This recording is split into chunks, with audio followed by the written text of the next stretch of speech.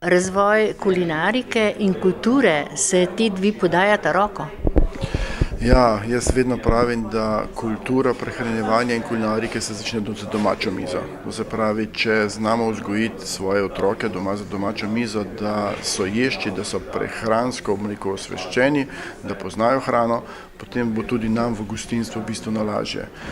Danes je žal tako, da v tej hitri družbi je kulinarika, tako malo za domačo mizo v drugi poziciji ali tretji, ampak potem, ko odrastemo, ko začnemo spoznavati, da je prehrana tudi pomembna za vse življenjske funkcije, se začnejo zadeve malo bolj spreminjati in tudi te poskusi domače kuhinje več uspevajo in s tem dejansko pridobivamo vsi. Res pa je, da Slovenci kot narod, zadnje čase veliko bolj spoznavamo to kulinariko, želimo jo doživeti, želimo jo okusiti in resnično verjamem, da bo šlo to samo še navzgor.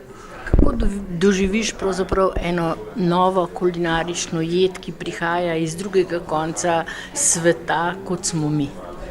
Ja, najprej je tisto, prvi tisti marketinški vložek, če lahko temu rečemo, so oči, to se pravi, mora biti privlačna. Potem naslednji moment pa je, da če nekaj poskušaš, kar ti je tuje, moraš biti ješč vsega.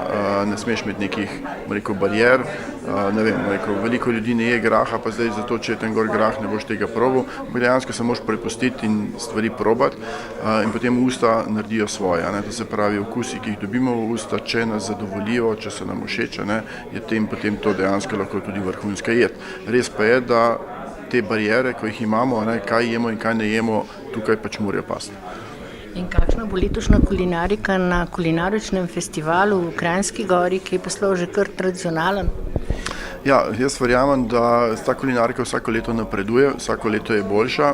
Res pa je, da tako kot pri nas, ko stremimo k temu kulinaričnemu letu, ko ga bomo imeli leta 2021, da vse tiste prvobitne jedi, ko so jih delali naše babice, dedki, spremenimo v nekaj novejšega, ampak ne v smislu tega, da so manjše porcije, da je raznolikost na krožniku, malo bolj kompleksna, da so pripravljene na sodoben način, kar pomeni, da so dejansko prilagojene sodobnemu človeku, ker sodobni človek ne poje več toliko močne hrane, toliko mastne hrane, ampak je v bistvu to, hitro prebavljiva hrana, pa dodelana na okusih.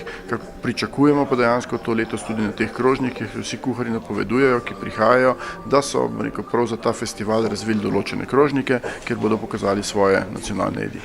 In kakšna bo letošnja komisija oziroma kriteriji za vse tiste, ki bodo sodelovali in tekmovali? Ja, kriteriji so, že v svetu postavljeni, to se pravi, preko Svetovne kuharske federacije se postavijo pravila ocenjevanja, tam so tudi pravilniki, navodila samega ocenjevanja, to se pravi, kaj prinese izgled krožnika, kaj prinese okus, kaj pomeni posamezni, napredek v kuhinji. Vse to se potem nekje sešteva, skupni seštevek točk je 100 in na podlagi potem števila točk se določi potem tudi zmagovalca.